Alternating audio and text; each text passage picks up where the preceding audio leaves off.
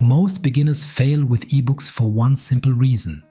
They start by writing. They pick a topic, open a document, and spend days or even weeks creating something they hope people will buy. But that is usually the wrong place to start. Because the real question is not, how do I write an ebook? The real question is, how do I build something people already want? In this video, I'm going to show you a much simpler way to approach this. A system that helps you validate the idea first, build the product faster, and give yourself a much better chance of actually making sales. And if you stay until the end, you'll see why most people don't fail, because their book is bad.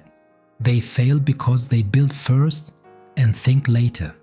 Also, if you want examples, frameworks, and simple starter material to help you move faster, I've added free resources in the description, and I'll mention a few things you can study as we go. A lot of people get excited about the idea of selling ebooks online. And on the surface, it sounds simple. Write a book, upload it, wait for sales. But that idea leaves out the hardest part. Because the internet is full of products that nobody notices. And Amazon is full of books that never really get traction. So the problem is usually not just the book. The problem is the order. Most people create first and validate later. They invest effort before they know whether the topic has real demand. They write about what feels interesting, what feels easy, what feels inspiring. And then they discover there are already hundreds of books on that subject. Or worse, almost nobody is buying books in that category. That is where the frustration starts. Because now the person thinks the whole business model is broken. But many times the business model is not broken. The decision process was. That is why validation matters so much. And that is also why this kind of business feels overwhelming to beginners. There are too many tools, too many opinions, too many people saying different things. And if you are already trying to build something faceless, use AI, and maybe even connect it to content later, the confusion becomes even bigger. Imagine two beginners. Both want to create an ebook business.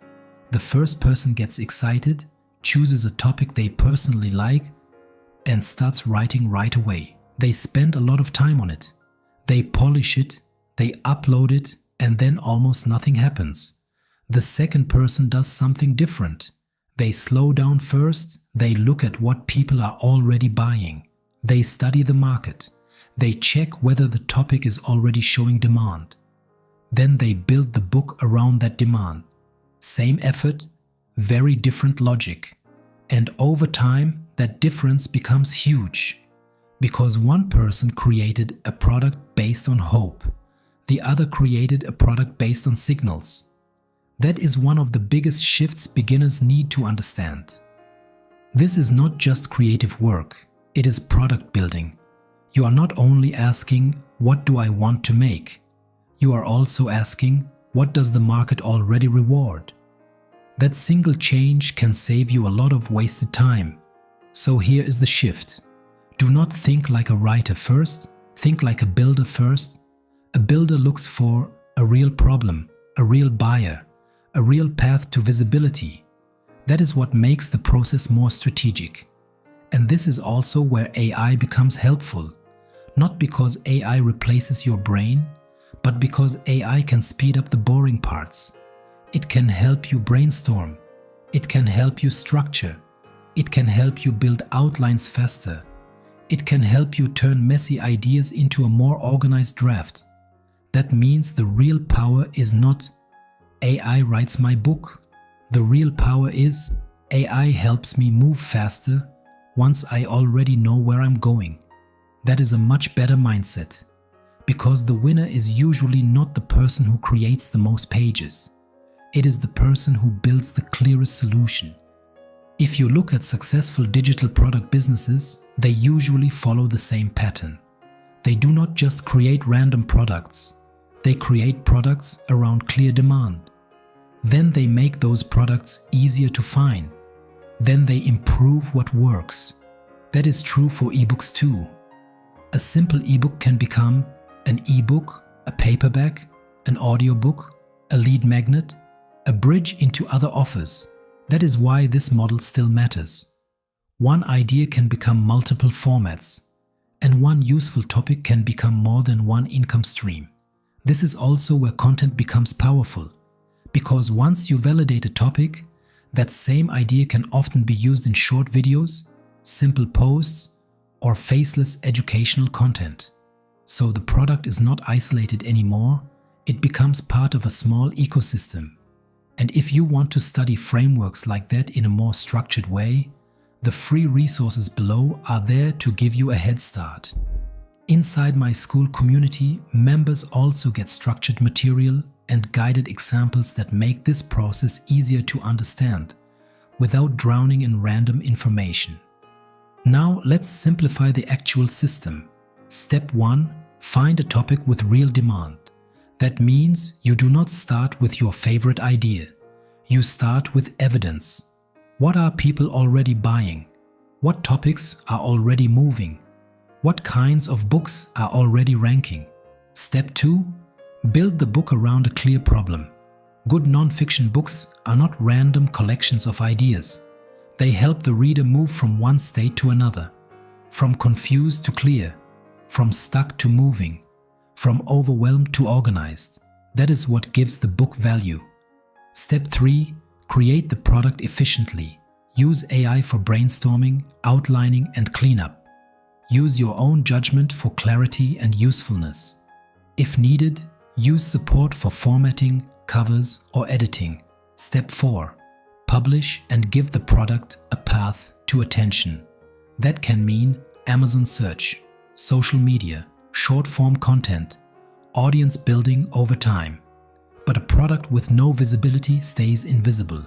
That is why the process is not just idea to book.